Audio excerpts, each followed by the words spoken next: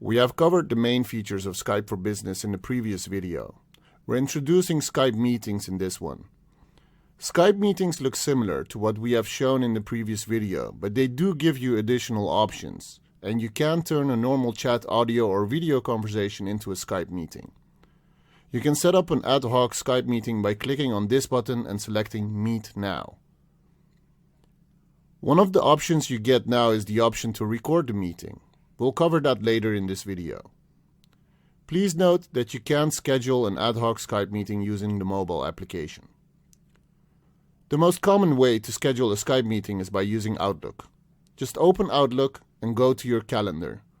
Now select a time slot in your calendar and add contacts to the To field and update the subject field as you normally would do. To make the meeting a Skype meeting, click on the Skype meeting button in the ribbon. A link will be added automatically to the invitation, which allows them to easily connect to it. The location field is also updated. You can add additional information to the meeting if needed, or make changes to the location or the message. Just don't forget to leave the Skype information. Forwarding the meeting works as the link is all people need to connect to the meeting. This means that others can forward a Skype meeting as well. People without a Skype for Business account can connect to the meeting by using a browser plugin. The Skype meeting is created as soon as you send the invitation. As mentioned in the previous video, the meeting will be accessible via both the desktop and mobile application. You can connect to your meeting in advance, but the content you attach won't be available the next time you connect. Please note that you can't schedule a Skype meeting by using the mobile application. You can only connect to Skype meetings which have been scheduled using Outlook or the Skype for Business desktop application. You can change the meeting options by connecting to the meeting and clicking on the More Options button followed by the Skype meeting options. By default, people will automatically connect to the meeting, but you can change this and put people in the lobby first.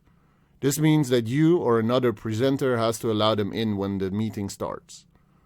The first option means that everyone will end up in the lobby. Selecting People I Invite means that only the people you have sent a meeting request to will skip the lobby. The option Anyone from my organization will force people from other organizations to go to the lobby, and the Anyone option completely disables the lobby feature. Our advice is to send people from other organizations to the lobby and to send colleagues to the lobby when you're organizing a call for a lot of people. Enabling the next option will automatically announce names when people enter or leave the meeting. This is quite intrusive for meetings, which is why it's disabled by default. This option determines who is made a presenter for the meeting. Presenters are people that are allowed to share content, allow people from the lobby to connect to the meeting, and presenters can make other attendees presenters as well. Our advice is to make anyone from your organization a presenter for small meetings and select people scheduled as presenters for meetings with a lot of attendees. Adding people to the To field when scheduling the meeting will make them presenters.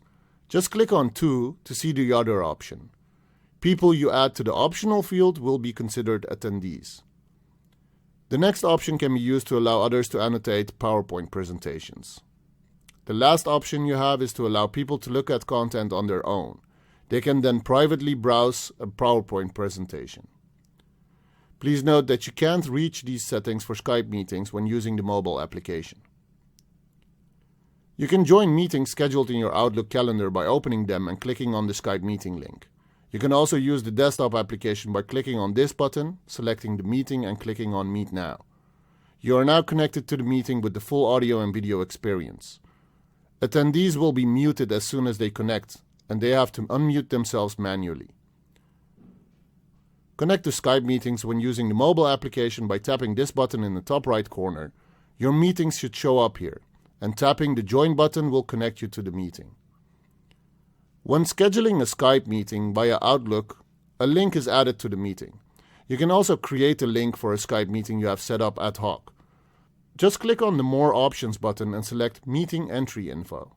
Clicking on the Copy All Info button will put the link in your clipboard, which you can then share with others. They will automatically connect to this meeting by clicking on that link. Please note that the Meeting Entry Info feature is not available on the mobile application. Presenters have additional options in Skype meetings. By default, your colleagues will be presenters and people from other organizations will be attendees. You can make someone else a presenter manually during the meeting by clicking on this button. Now right-click on a contact's name and make them a presenter, or change someone from presenter to attendee. Please note that this doesn't work on the mobile application. The whiteboard feature in Skype for Business is meant for people with a Windows tablet. Multiple people with tablets can use the whiteboard at the same time. This is useful for people that need to design something together. To use the whiteboard, click on the Share Content button followed by More and the Whiteboard button. You can save the whiteboard by clicking on this button and then click on Save As. This allows you to save all the content from the whiteboard as a picture. You can also send the content of the whiteboard to OneNote by using this button. Removing the whiteboard can be done by clicking on the Share Content button followed by Manage Content and then clicking on the X next to the whiteboard. By default, anyone can download the whiteboard content, but this is something you can change if needed by clicking on this button. Please note that the whiteboard feature is not supported in the mobile application. You can share a poll in a Skype meeting with just a few clicks. Start by clicking on the Share Content button, followed by More, and now select Poll. Let's start by giving the poll a name. Now add the question and provide options for people to choose from. You have more options by clicking on this button. You can close and open the poll. You can hide the results from attendees, edit the poll question and options, clear all votes, and save the results as a picture. A poll is a great way for getting structured feedback from attendees during a meeting, but you do need to take into account that polls aren't supported on the mobile application. Skype for Business has a QA feature. This feature is only useful when you have at least 2 presenters in a meeting. It's meant to help a presenter by allowing another presenter to take care of answering questions. To use this feature, click on the Share Content button followed by More and then click on QA. The QA is now available to all attendees. Attendees can ask questions, and the questions will be visible to all attendees after they have been answered by a presenter. You can stop the QA by clicking on this button, and you can save the results in a text file by clicking on the Save As button. The chat feature will be disabled when you use this feature. You can also simply cover questions by using the normal chat feature. The main difference is that the questions will be visible to everyone and anyone in the meeting can answer them. To remove the QA or other content, just click on the Share Content button followed by the Manage Content button. Now click on the X button to remove the QA. You will get a notification and a button to enable instant messaging again. Please note that the QA feature is not supported on the mobile application, so make sure to ask people to use the desktop application if you are planning to use this feature. A very useful feature is the ability to record Skype meetings. As mentioned at the beginning of the video, you can only use this feature by using Skype meetings. The record feature is useful to record the meeting and make it available to others. You can, for example, create a private Yammer group for your team and share the recording there for anyone that wasn't able to connect to the meeting. You can also use it to simply create a recording of your screen and your voice without adding others to the meeting. To record a Skype meeting, simply click on the More Options button and then click on Start Recording. A notification is shown indicating that the recording has started. You can stop the recording by clicking on this button. This notification is also shown to others that have connected to the meeting. It is best practice to always mention that you are going to record the session, as people might not have seen the notification. Also, don't forget to mention the audience you are planning to share the recording with. The recording has to be processed first and will be made available via the Skype for Business Recording Manager. This is an application that starts when you record a session, but you can also manually start this application if needed. This application is always installed next to the Skype for Business desktop application and allows you to manage your recordings. Clicking on the Browse button after selecting the recording will open the folder where the file is stored. This file contains the presented content, but you can make changes to the video if you want. To change what is shown in the recording, first select the recording and then click on the Publish button. Now click the Options button and remove content you don't want to include in the recording. Now hit Publish to create the new recording with the content you have chosen. After starting a recording, you will see a pause and stop button in the bottom right corner of the window. Using the stop button means that you will create a new file when you start recording again. When you start recording a meeting, a notification is shown on the mobile to indicate this. There is no way to start a recording from the mobile application. It's very easy to share your desktop or the screen of an application. To initiate this, just click on the Share Content button. Sharing your desktop means that everything you see on your screen will be visible to others. Sharing a specific application will prevent others from seeing notifications from other applications. Switching to another window will result in a black screen for others when you're sharing an application. Sharing an application makes sense if you know that you only want to share a specific application and don't want other content or notifications to be seen. You can't share applications or the screen of your phone, but you can see what someone else is sharing with you. You do need an ad hoc or scheduled Skype meeting for this to work on a mobile application. You can also give someone else control over your mouse and keyboard. This option is available when you share your desktop or a specific application. There is a toolbar on top of your screen when this is the case. Just move your mouse pointer to the top of your screen if the toolbar isn't visible to make it appear, and click on this button to pin the toolbar if needed. You have the option to give control automatically to any presenter in the call, or give someone specific control. Clicking on the Take Back Control button will take away control from others. The toolbar also has a button to disable screen sharing with one click.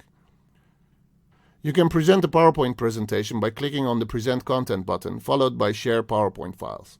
Now simply select your presentation to share it with everyone in the call. Only presenters can go through the slides, and they will do this privately. They can click on this button to go back to the view of the presenter, and they can also take over the presentation by clicking on this button. You also have the option to present a PowerPoint file using your smartphone. Just tap this button and select Present PowerPoint. With OneDrive connected to Office 365, you'll get access to your documents stored in the cloud.